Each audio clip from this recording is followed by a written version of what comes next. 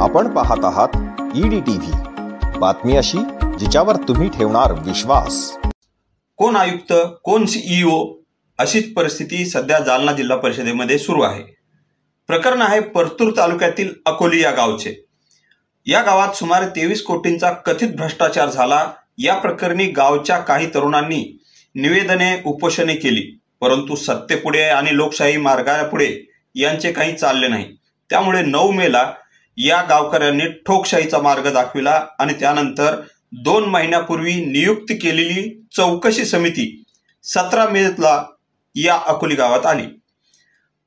अर्धी चौकशी करून ही समिती परत आली। समिती परत आली तर आली। या चौकशी समितीचा अहवाल 8 दिवसात देण्याचे वरिष्ठांचे आदेश असतानाही 3 महिने होत आले, परंतु अजूनपर्यंत या चौकशीचा अहवालच पोहोचलेला नाही।